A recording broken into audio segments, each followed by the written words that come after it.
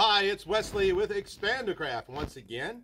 Today I'm going to show you on this very short video decking options, materials, and netting and the difference between the two.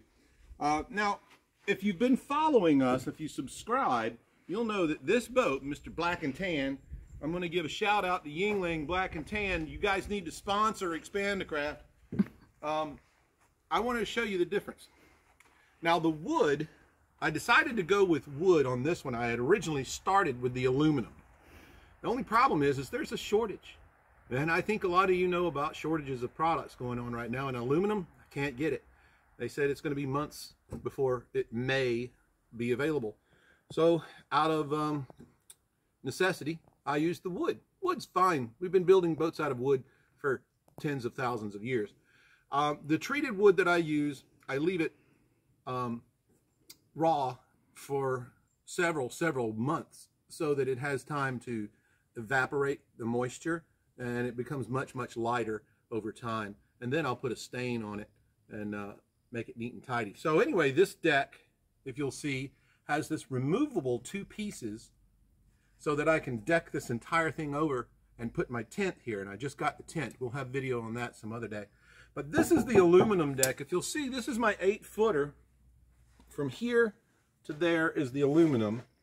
And the wood deck, I cheated a little bit and went beyond the edge. So it's almost 9 feet. So it's 8 feet wide by 9 feet. Now, you could also make a frame and just put a canvas. This is a sunbrella canvas. Or you can use something like the beach cats use, a trampoline material. Very lightweight, very durable, but nothing like this. Come here, let me show you. Now, this material, I'm not even sure exactly what they call it, but I get it from a place called multihullnets.com. That's plural, multihullnets.com. We'll put a link in there.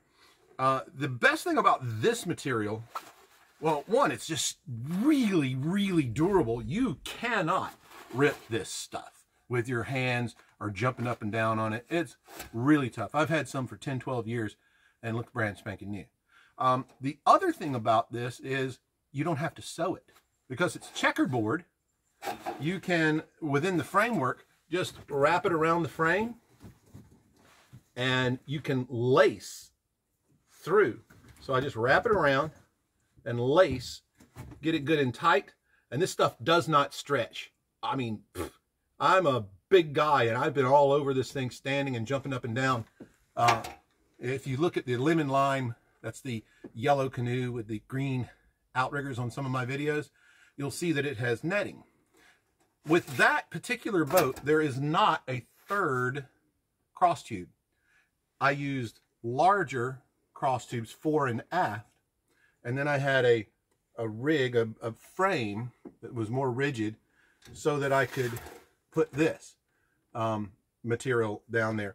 Multihullnets.com. We'll give you the link. Really good stuff. It's not cheap. I haven't bought any in a long time. I can only imagine what the prices are now because it's ridiculous. The aluminum, not only can I not get it, but when I do get it, it's going to be probably 30-40% more than what I have been paying.